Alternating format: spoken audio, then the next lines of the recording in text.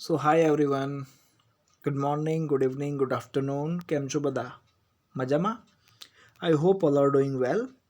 So in last lecture we have seen question number 2 of unit number 3. Now we move on for question number 3. So આપણે જોઈશું question number 3. So question number 3 આપણને આપેલો છે discuss briefly about the product pricing strategy for rural areas and physical distribution of goods in rural areas. એટલે આપણને કીધું છે કે જે પ્રોડક્ટ પ્રાઇઝિંગની સ્ટ્રેટેજી છે રૂરલ એરિયા માટે તેના વિશે સમજૂતી આપો અને બીજું કીધું છે ફિઝિકલ ડિસ્ટ્રીબ્યુશન રૂરલ એરિયામાં સામાનનું કેવી રીતે થાય છે તેના વિશે ચર્ચા વિચારણા કરો. ઓકે, સો આપણે જોઈશું એનો આન્સર. સૌથી પહેલાં તો ઇન્ટ્રોડક્શનની પોર્શનની અંદર product pricing strategy in rural and urban areas are different and should be different because the environment of the village is different.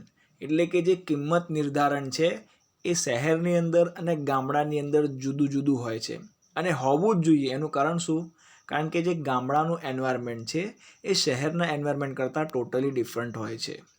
Rural peoples mentality is different from that of urban people. ગામડાના લોકોની વિચારસરણી શહેરના લોકોના વિચારસરણી કરતાં totally different હોય છે. The prize of the product for the urban people is not suitable for the rural people. એટલે કે શહેરની અંદર જે પણ કિંમતે વસ્તુ લેવા માટે લોકો તૈયાર હોય છે એ જ કિંમતે ગામડાના લોકો વસ્તુ લેવા માટે તૈયાર હોતા નથી અને એમને સૂટ પણ થતી નથી. It is difficult to keep variation in the price for the same product.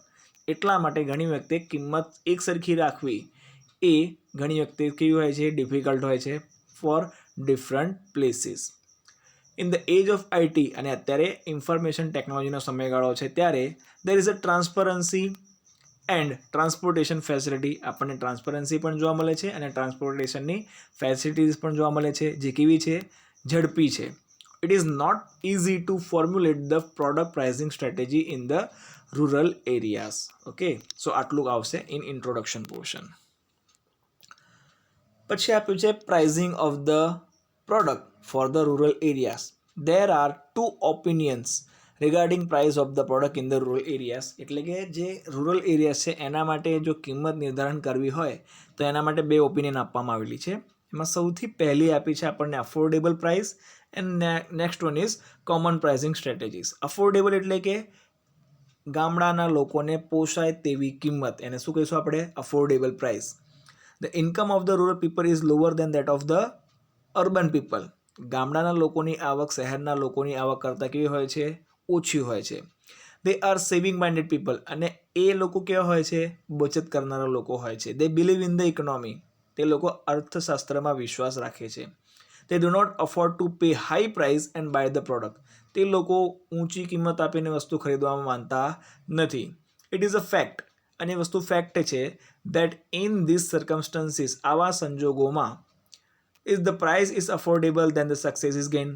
જો તમે કિંમત અફોર્ડેબલ રાખશો તો તમને ચોક્કસ શું મળશે? સક્સેસ મળશે. And majority of the companies cannot differentiate the price between urban and the rural market. અને ઘણી બધી કંપનીઓ માર્કેટમાં ડિફરન્શિએટ કરી શકતી નથી કે શહેર માટેની કિંમત અને ગામડા માટેની કિંમત કેટલી અને કેવી રાખવી. In these circumstances, company have to introduce small packings of the product at low price. અને એટલા જ માટે કંપનીઓ લોકો શું કરતા હોય છે? નાનું પેકિંગ બહાર પાડતા હોય છે જેની કિંમત પણ ઓછી રાખવામાં આવે છે.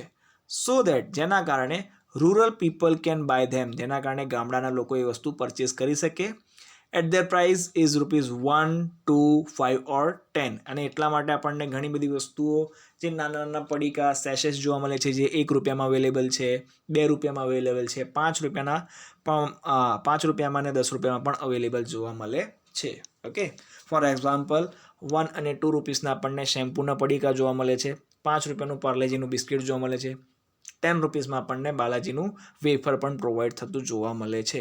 So this is called affordable price, જે ગામડાના લોકો શું કરી શકતા હોય છે? અફોર્ડ કરી શકતા હોય છે. ઓકે, એના પછી next one is common pricing strategy. શબ્દ આપણને ક્લિયરલી આપેલો છે કે કેવી પ્રાઇઝિંગ સ્ટ્રેટેજી છે? કોમન એટલે કે ગામડા અને શહેર બંને માટે કિંમત તો કેવી રાખીશું?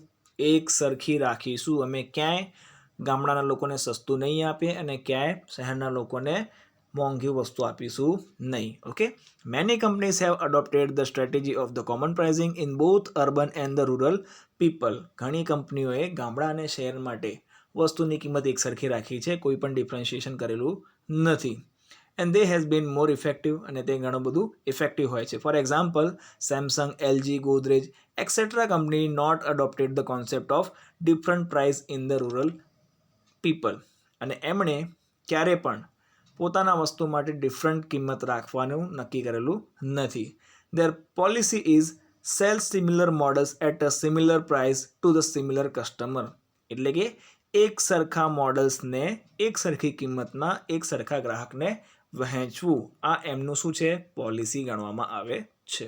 ઓકે, સો આ બે આપણને શું જોવા મળે છે? ઓપિનિયન્સ જોવા મળે છે. વન ઇઝ અફોર્ડેબલ પ્રાઇસ અને second one is common pricing strategy. Okay, so let's move on.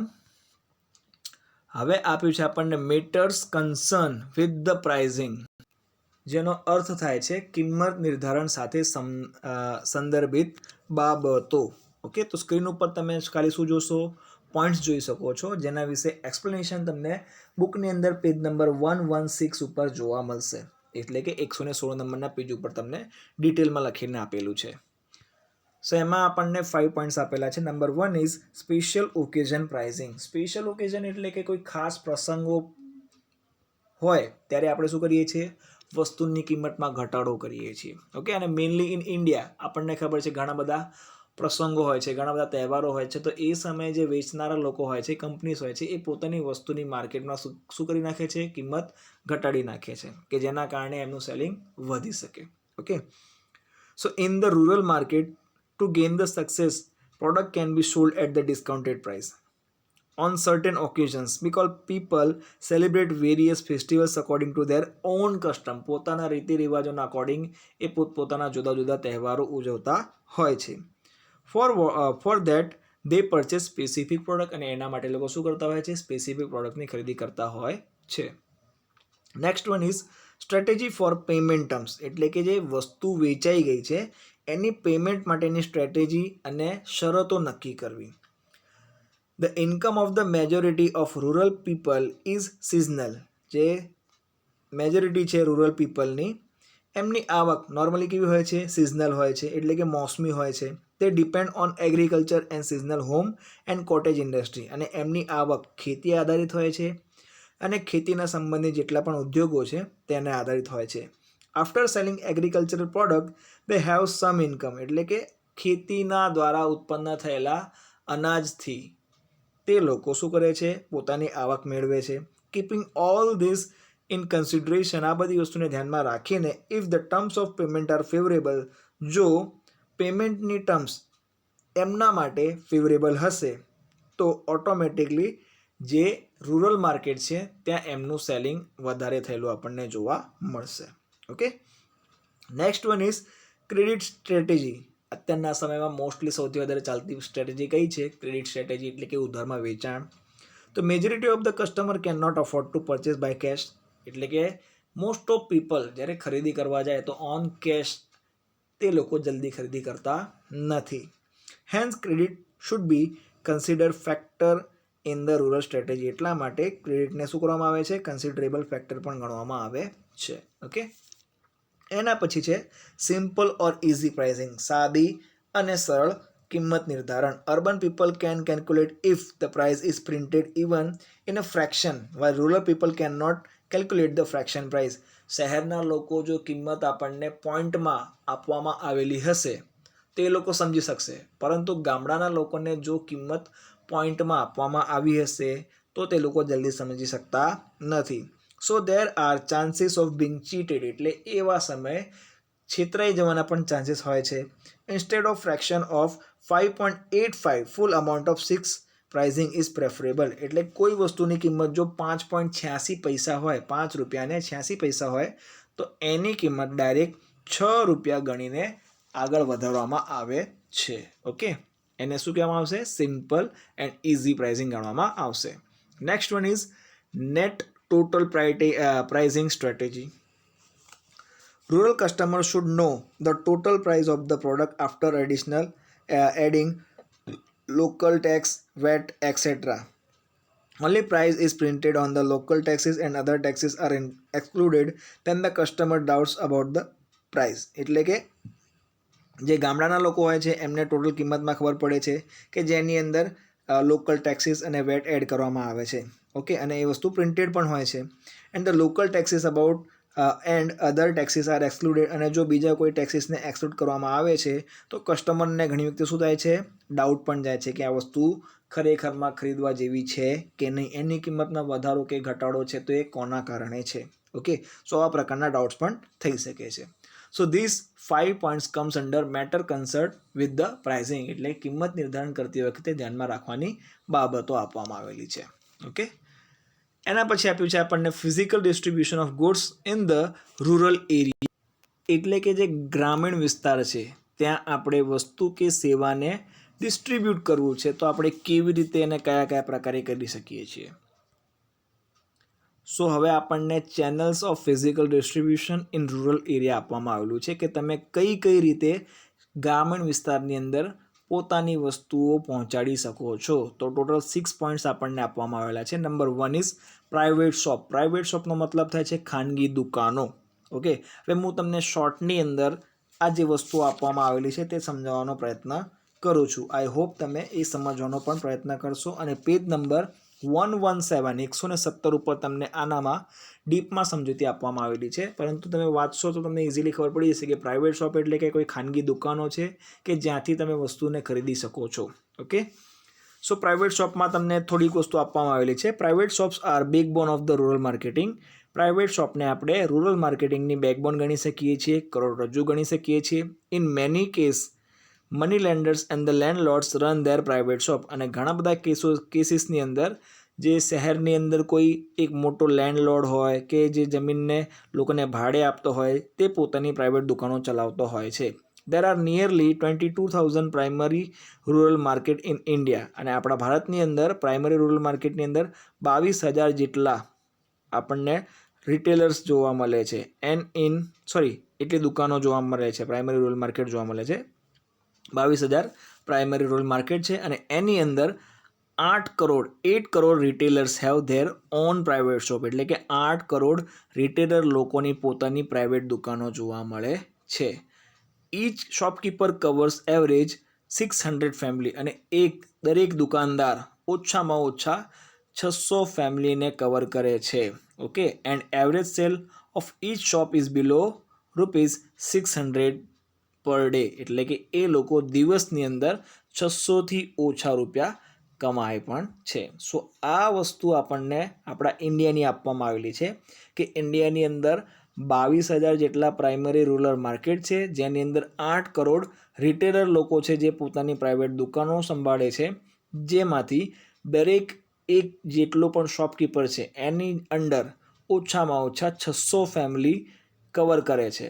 અને એ જે વેચાણ કરે છે એમાં એક દિવસમાં ઓછામાં ઓછા 600 રૂપિયા તે કમાય છે. Okay, so this will come under private shop. Okay, એના પછી આપ્યું છે આપણને કોઓપરેટિવ સ્ટોર્સ. તમે કોઓપરેટિવ સ્ટોર વિશે પણ સાંભળ્યું હશે. ઘણી બધી દુકાનો પર લખેલું હોય છે કોઓપરેટિવ સ્ટોર્સ. તો શું છે? So cooperative societies in the rural areas have establish cooperative stores for distribution of the farm products. હવે આ જે કોઓપરેટિવ સ્ટોર છે એની અંદર આપણને કઈ વસ્તુ વેચાતી જોવા મળશે? જેમ કે ફાર્મની પ્રોડક્ટ્સ એટલે કે ખેતીમાં ઉત્પન્ન થતી વસ્તુઓ, ફર્ટિલાઇઝર જેના કારણે ખેતી સારી થઈ શકતી હોય, સીડ્સ બિયારણ, ફાર્મિંગ ઇન્સ્ટ્રુમેન્ટ ખેતી માટેના સાધનો, પેસ્ટિસાઇડ દવાઓ અને ડિસ્ટ્રીબ્યુશન એક્સેટ્રા. અને આ બધી વસ્તુનું વેચાણ. Cooperative stores are establish in the villages where the population is more. એટલે કે કોઓપરેટિવ જે સ્ટોર્સ છે જ્યાં પોપ્યુલેશન વધારે હોય એ એરિયામાં નાખવામાં આવે છે. ઓકે, એના પછી આપ્યું છે આપણને વીકલી હેલ્ડ મંડી. એટલે કે અઠવાડિયામાં યોજવામાં આવતું બજાર અથવા તો મંડી. તો in rural areas weekly held bazaars is known as a mandi. એટલે કે અઠવાડિયામાં જે વસ્તુ ભરાતી હોય ગામડાઓની અંદર એને આપણે મંડી તરીકે ઓળખીએ છીએ. This bazaars are held on the fix day. અને આ બજાર ફિક્સ ડે ઉપર યોજવામાં આવે છે, ફિક્સ ટાઈમ ઉપર યોજવામાં આવે છે અને એક ફિક્સ પ્લેસ ઉપર પણ યોજવામાં આવે છે. Grains and products made by the rural people are sold there. અને ત્યાં ગામડાના લોકો દ્વારા બનાવવામાં આવેલા જે ખેતીના ખેતીનું ઉત્પાદન છે તે અને જે વસ્તુઓ છે તે એનું વેચાણ કરવામાં આવે છે. The price of the product depend on the quality of the product in the Mandi through the auction. અને આ જે વસ્તુઓ છે એની જો ક્વોલિટી સારી હોય કે ઉતરતી કક્ષાની હોય એના અકોર્ડિંગ શું કરવામાં આવે છે, ઓક્શન એટલે કે હરાજી પણ કરવામાં આવે છે. ઓકે, અને ઇન્ડિયાની અંદર 6,800 મંડીસ, અને આપણા ઇન્ડિયાની અંદર ટોટલ કેટલી મંડીઓ છે, 6,800 જેટલી મંડી આવેલી છે. ઓકે, જેની અંદર ઈચ મંડી કવર્સ 1.36 લાખ. એક મંડી શું કરે છે, 1.36 લાખ લોકો સુધીને કવર કરે છે. ઓકે, એના પછી આપ્યું છે આપણને નેક્સ્ટ વન નંબર 4, ફેર પ્રાઇસ ગવર્મેન્ટ સ્ટોર. એટલે કે ગવર્મેન્ટ દ્વારા ઓછી કિંમતે આપવામાં આવતી વસ્તુઓની દુકાન, જેને આપણે રેશનિંગની પણ દુકાન કહી શકીએ છીએ. Government has open the fair price shops in the many villages. Government has fix the price of wheat, rice, jowar, sugar, kerosene, oil etcetera. અને ગવર્મેન્ટ દ્વારા જે વીટ, રાઇસ, જુવાર, સુગર અને કેરોસીન છે અથવા તો ઓઇલ છે એની કિંમત નક્કી કરવામાં આવેલી છે. Primary essential commodities and they are sold in the shop. અને જે પ્રાથમિક જરૂરિયાતની વસ્તુઓ છે એ આવી દુકાનોમાં વેચાતી જોવા મળે છે. Limited quantity is given from such shop. અને ઓછામાં ઓછી ક્વોન્ટિટી આ દુકાનોમાંથી પ્રોવાઈડ કરવામાં આવે છે. So for the remaining quantity rural customer have to depend on the private shop. અને બાકીની જે ઓછો જથ્થો મળ્યો છે એના માટે ગ્રામીણ લોકોને શું કરવું પડે છે, પ્રાઇવેટ શોપ ઉપર ડિપેન્ડન્ટ રહેવું પડે છે અથવા તો કોઓપરેટિવ સ્ટોર્સ ઉપર ડિપેન્ડન્ટ રહેવું પડે છે. ઓકે, એના પછી આવે છે મેન્યુફેક્ચરર્સ બ્રાન્ચ ઓફિસ. એટલે કે જે ઉત્પાદક છે તેની બ્રાન્ચ ઓફિસથી વસ્તુનું વેચાણ. ઓકે, અહીંયા તમને ખાલી પોઈન્ટ આપેલો છે ને બુકમાં તમે જોશો તો એમાં ટોટલ ABCD એમ 4 જુદા જુદા પોઈન્ટ આપવામાં આવેલા છે. તેમાં પહેલું કીધું છે the shop of HUL. HUL નામ તમે સાંભળ્યું હશે, ફેમસ નામ છે, હિન્દુસ્તાન યુનિલિવર. તો this company distribute its product directly or indirectly to more than 16 lakh shops all over the India. એટલે કે હિન્દુસ્તાન યુનિલિવરની ડાયરેક્ટ અને ઇનડાયરેક્ટલી સેલિંગ કેટલી થાય છે, કેટલી શોપ્સમાં થાય છે, 60 લાખ દુકાનોમાં થાય છે. એના પછી આપ્યું છે આપણને DCM Green Kisan Market. DCM Shriram consolidate company એટલે કે DCLC on the base of the sale of agro product under the name of Green Kisan Bazaar. એટલે કે એમણે જે એગ્રીકલ્ચર પ્રોડક્ટ છે એ વેચવાનું નક્કી કરેલું છે અને એમનું નામ છે green Kisan Bazaar. Okay, 54 supermarket chain are establish in the rural areas. અને ગ્રામીણ વિસ્તારની અંદર 54 સુપર માર્કેટની ચેન એમના દ્વારા સર્જવામાં આવેલી છે. It cover all the products of the required by the rural customer. અને એની અંદર ગ્રામીણ લોકોને જેટલી વસ્તુની જરૂરિયાત છે એ બધી જ વસ્તુઓને પૂરી કરવામાં પણ આવે છે. ઓકે, એના પછી આપ્યું છે આપણને ITC Choupal Sagar the rural hyper market chain. ITC પણ ઘણું ફેમસ નામ છે. તમે ઘણી બધી પ્રોડક્ટ ઓલરેડી ITC કંપનીની યુઝ પણ કરો છો. Okay, the attitude of the retailer hyper market is increasing in India. ITC company has made attempt to develop the structure through the hypermarket which sells many household product as well as the durable product. એટલે કે જે primary જરૂરિયાતની વસ્તુ છે એ તો વેચે છે પણ સાથે સાથે જે ડ્યુરેબલ પ્રોડક્ટ છે એને પણ વેચે છે, જેમ કે farming, bikes, tractor, garment, cement, steel, diesel and financial product. Company has establish stores Sagar in 15 state. એમને શું કર્યું છે, સાગર નામની 15 દુકાનો દરેક સ્ટેટની અંદર 15 સ્ટેટની અંદર સ્થાપના કરવામાં આવેલી છે. ઓકે, એના પછી લાસ્ટમાં ડી આપ્યું છે આપણને Aadhaar change of the Godrej Agrovet. Aadhaar change of the Godrej group is an example of distribution in rural area. એટલે ગોદરેજ કંપની દ્વારા એક આધાર ચેન્જ ક્રિએટ કરવામાં આવેલી છે જે રૂરલ એરિયાની અંદર પોતાની સામાનનું ડિલિવરી કરે છે. It store sells agriculture related product. અને એ શું કરે છે, એગ્રીકલ્ચર રિલેટેડ પ્રોડક્ટ વેચવાનું પણ કામ કરે છે. ઓકે, એના પછી લાસ્ટમાં આવે છે હાટ્સ એન્ડ મેલાસ. અને મોસ્ટલી આપણને ગામડાઓની અંદર શું જોવા મળે છે, હાટ અને મેલા જોવા મળે છે. Haat and melas places important role in the rural marketing. Villages people generally sell their product in the haats and buy from the haats. અને ગામડાના લોકો શું કરે છે, પોતાની વસ્તુઓ હાટ્સમાં જ વેચે છે અને ત્યાંથી જ ખરીદી પણ કરે છે. There R 47,000 hearts. અને આપણા ઇન્ડિયાની અંદર 47,000 જેટલા હાર્ટ્સ આવેલા છે. અને average daily cell of hearts is 2.25 lakhs અને દરેક દિવસે તેમનું એવરેજ સેલિંગ કેટલું હોય છે 2.25 લાખ રૂપિયાનું એવરેજ સેલિંગ હોય છે અને the average sale of the each haat અને દરેક હાર્ટનું એવરેજ સેલિંગ કેટલું હોય છે નિયરલી 20 to 25 વિલેજીસ અને દરેક હાર્ટની અંદર ઓછામાં ઓછા 20 to 25 વિલેજને કવર કરી લે છે મોર દેન 4500 એટલે કે 4500 લોકોને વિઝિટ કરતું કવરઅપ કરી લે છે ઓકે અને એવી જ રીતે આપણને આપેલું છે melas are very common in India અને આપણા ભારતની અંદર ઘણા બધા મેળા ભરાય છે they are held on the religious cultural and the commercial view point અને આપણા દેશની અંદર રિલિજિયસ વ્યૂ પોઈન્ટ હોય કલ્ચરલ પ્રોગ્રામ હોય અથવા તો કોમર્શિયલ વ્યૂ પોઈન્ટ હોય ત્યારે આપણને મેળા યોજાતા જોવા મળે છે consumable products and the animal are bought and sold in this mela અને કન્ઝ્યુમર પ્રોડક્ટ અને જાનવરોની પણ ખરીદીને વેચાણ આવા મેળામાં કરવામાં આવે છે annually 25,000 melas are held in India આખા વર્ષ દરમિયાન ભારતની અંદર 25,000 મેળા ભરાય છે કુંભ મેળા નામનો ધ લાર્જેસ્ટ મેળો પણ આપણો ભારતની અંદર ઉજવવામાં આવે છે there are nearly 850 shops in each mela દરેક મેલાની અંદર આપણને 850 દુકાનો જોવા મળે છે and the average sale of each mela is 143 lakhs અને દરેક મેલાની અંદર જે એવરેજ સેલ છે કેટલું હોય છે 143 લાખ રૂપિયાનું હોય છે the people from all over India come to Kumbh Mela અને દરેક રાજ્યોમાંથી દરેક ગામડામાંથી કુંભ મેળામાં લોકો આવે છે 42% of the total cell is manufacture good અને 42% જે ટોટલ સેલ છે એ કયું હોય છે મેન્યુફેક્ચર્ડ ગુડ્સ હોય છે okay so this are the channels of physical distributions in rural areas okay so that's it about our question number 3 still if you have any kind of doubts or any kind of queries તો તમે comment બોક્સમાં comment કરી શકો છો અહીંયા આપણો question number 3 પૂરો થાય છે સો મળીએ in the next lecture with the new question till then read hard study hard bye bye take care